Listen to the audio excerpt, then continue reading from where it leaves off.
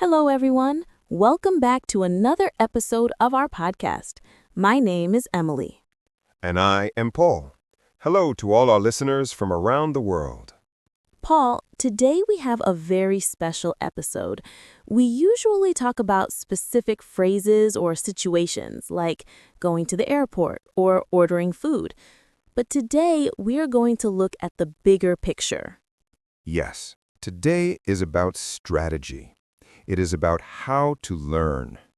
Exactly. Many of our listeners send us messages. They say, Emily, I know the grammar, I know the words, but when I try to speak, I get stuck. I am not fluent. That is the most common problem in language learning. You have the knowledge in your head, but you cannot get it out of your mouth.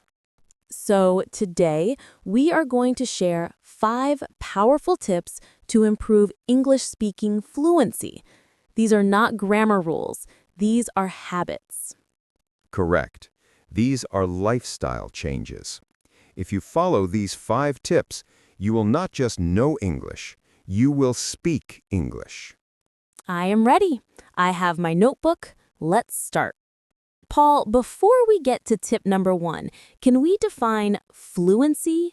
What does it mean? Does it mean speaking perfectly?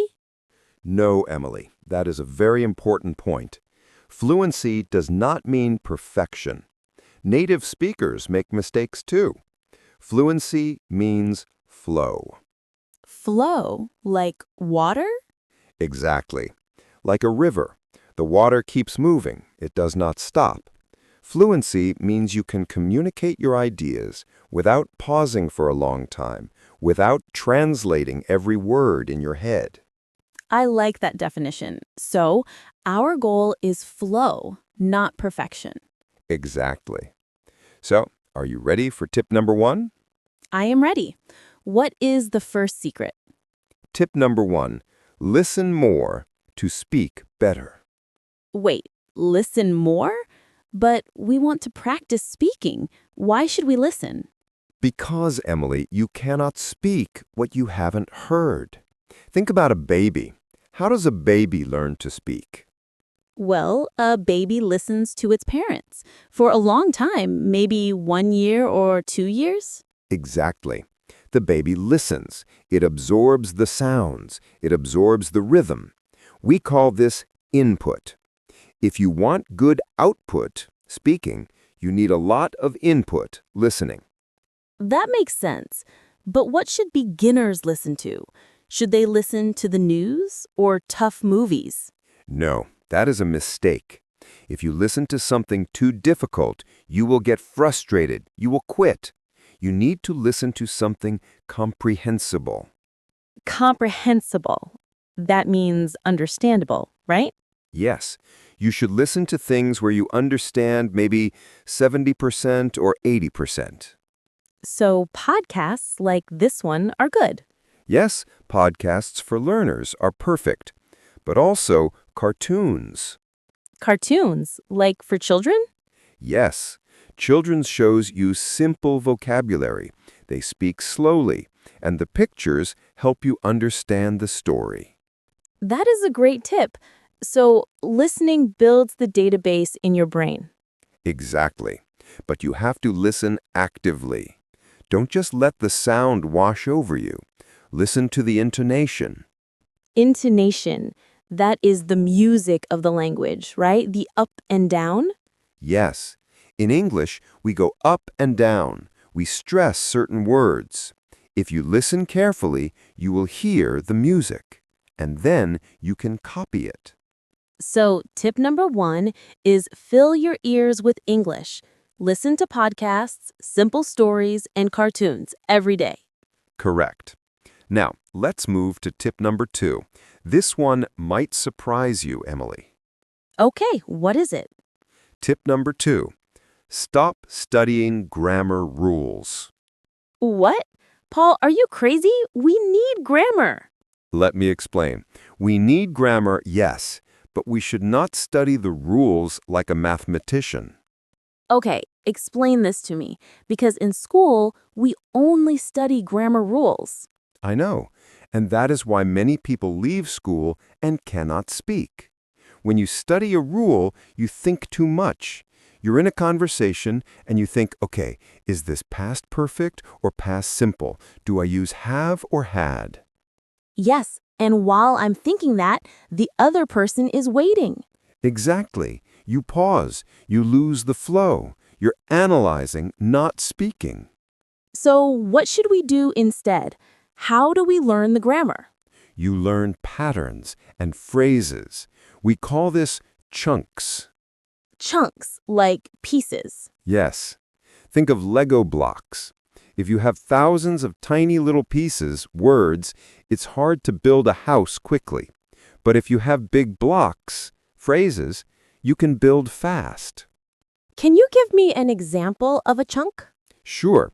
Think about the phrase, I would like to. I would like to. That is a chunk. You don't need to think, I is the subject, would is the modal verb, like is the main verb. No, you just memorize the block, I would like to. And then I can add things to it. I would like to eat.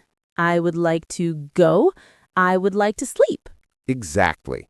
You just add one word at the end, but the main structure is ready in your brain. That is so much easier. Another example is, how have you been?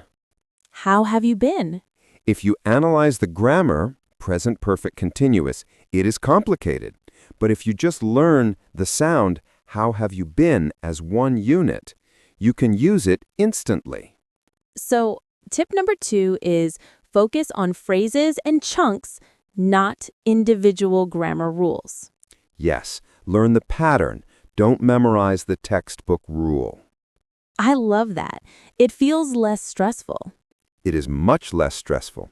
Now, are you ready for tip number 3? Yes, give it to me.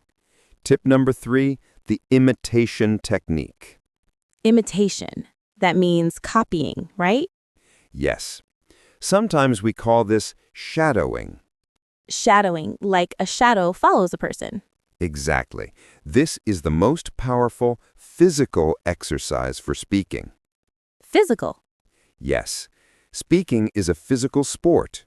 Your mouth has muscles. Your tongue is a muscle.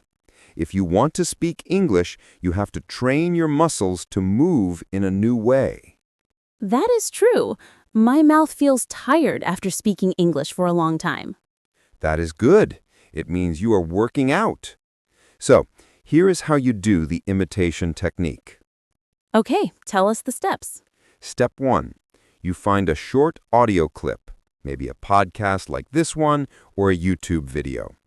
Step 2. You listen to the sentence. Step 3. You pause the audio. Step 4. You repeat exactly what you heard. That sounds simple. It is simple, but you have to be careful. You are not just repeating the words. You are repeating the emotion. You are repeating the speed. You are repeating the melody.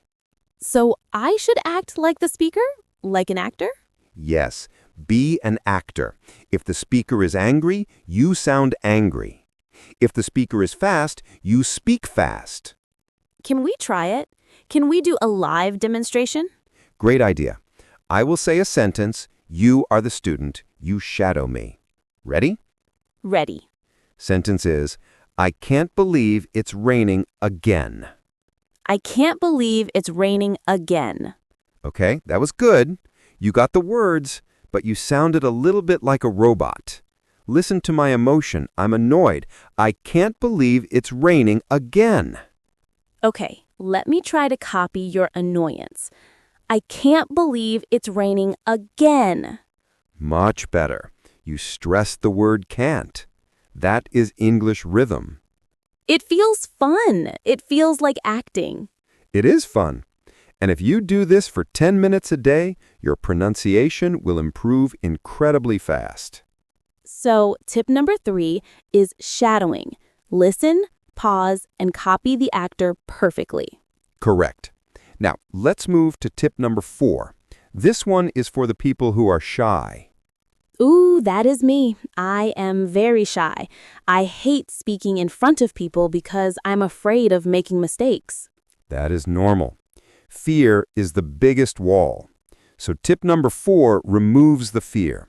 Tip number 4, talk to yourself. Talk to myself. But Paul, people will think I'm crazy. Do it when you are alone, in your house or in your car. Okay, but what do I say? Do I just have a conversation with myself? Hello, Emily. How are you? I am fine, Emily.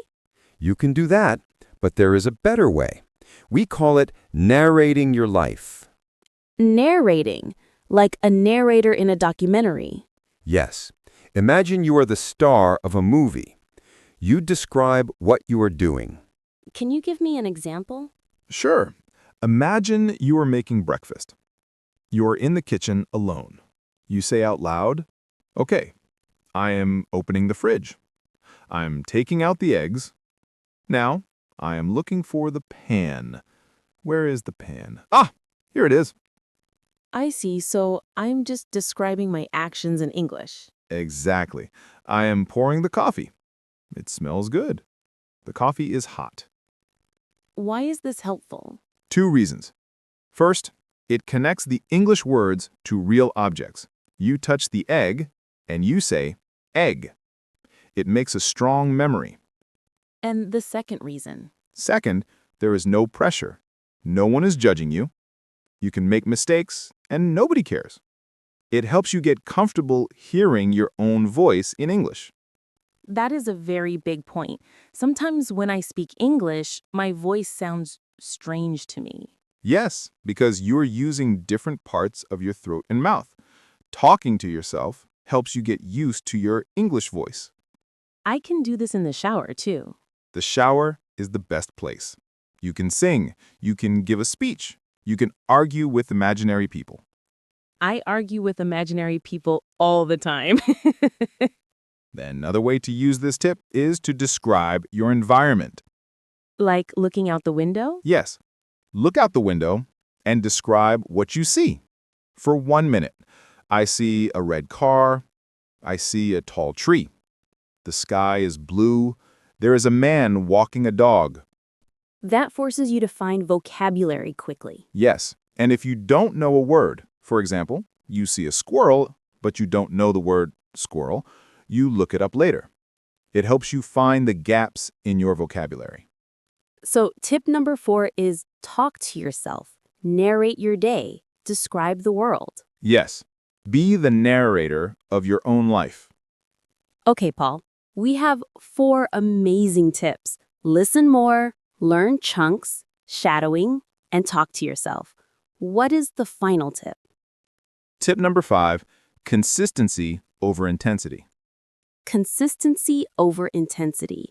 Can you explain that? Imagine you want to get big muscles. You go to the gym. Is it better to go for 5 hours on Sunday and then do nothing for the rest of the week? No. If I do that, I will be hurt on Monday and I will quit. Exactly. It is better to go for 20 minutes every day. Language is the same.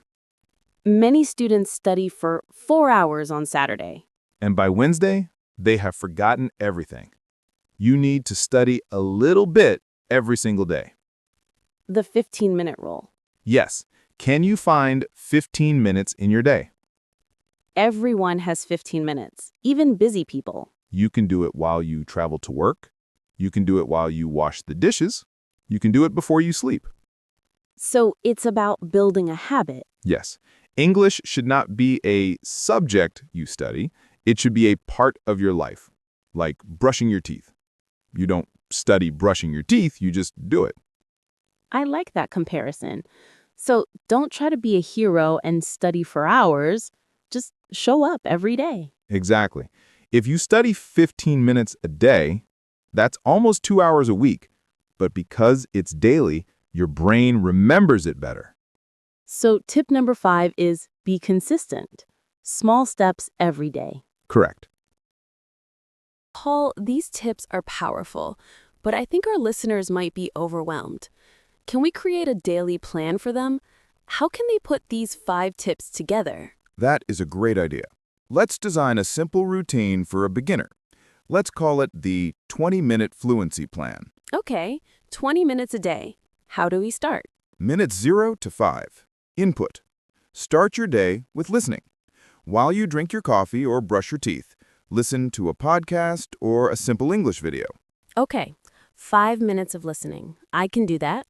Minutes 5 to 10, shadowing. Take 1 minute of that audio you just listened to. Pause it, repeat it, copy the speaker. Do this for 5 minutes. Okay, so now my mouth is warm. I have practiced pronunciation. Minutes 10 to 15, self-talk. You are getting dressed or walking to the bus. Narrate your actions. I am putting on my shoes. I am opening the door. It is cold today. Okay, that is speaking practice. Minutes 15 to 20, learn one chunk. Just one. Find a new phrase, maybe from a book or an app, like, I'm looking forward to it. Write it down. Say it 5 times. Use it in a sentence. That's it. That is 20 minutes. That is it. If you do that every day for 3 months, you will be shocked at how much you improve. It sounds so easy when you break it down like that. It is easy. The hard part is actually doing it. The hard part is not quitting. Paul, I want to ask you a question that I think many listeners have. Go ahead. What about mistakes? I am so scared of making mistakes. If I talk to myself, maybe I am saying it wrong. If I shadow, maybe my accent is bad. Emily, mistakes are not the enemy. Mistakes are the teacher. But it feels embarrassing. I know, but think about a child learning to walk. When they fall down, do we say, "Oh, you are stupid, stop walking"? No, we clap. We say, get up, try again. Exactly. You have to treat yourself like that child. When you make a grammar mistake, it is just a stumble. It means you're trying. So I should be kind to myself? Yes, be kind, and realize that even native speakers make mistakes. We mumble. We use the wrong words sometimes. It's okay. That makes me feel better. And remember, tip number 4. When you talk to yourself, nobody hears the mistakes. It's a safe place to fail. True. My cat won't judge my grammar.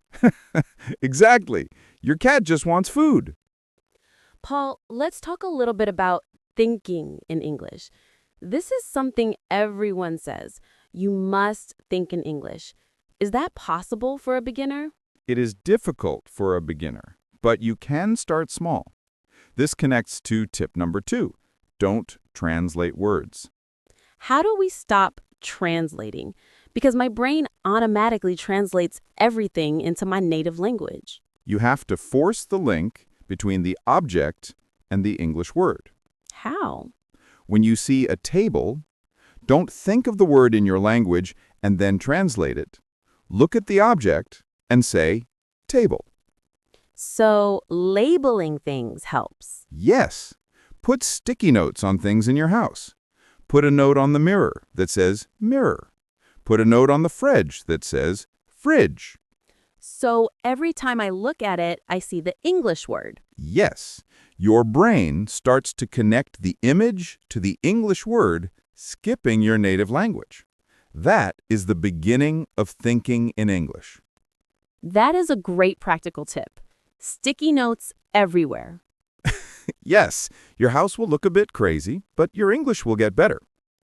Paul, we have covered so much today. Let's recap the 5 tips one more time for our listeners. Good idea. A quick summary. Tip number 1. Listen more. Fill your ears with comprehensible input. Podcasts, cartoons, stories. Tip number 2. Focus on phrases, not grammar rules. Learn chunks like, I would like to, instead of studying complex formulas. Tip number 3. Shadowing. Imitate native speakers. Copy their emotion, speed, and melody. Tip number 4. Talk to yourself. Narrate your daily life. Describe what you see. Be the narrator of your movie. Tip number 5. Consistency over intensity. Study 15 to 20 minutes every day. Build the habit. If our listeners do this, will they become fluent? I guarantee it. It won't happen overnight. It takes time. But these are the methods that successful language learners use. It's exciting. I feel motivated. I'm going to go home and put sticky notes on my dog. Dog. Good boy. Paul, before we finish, do you have any final words of encouragement? Yes. I want to tell our listeners, enjoy the journey. Learning English opens up the world.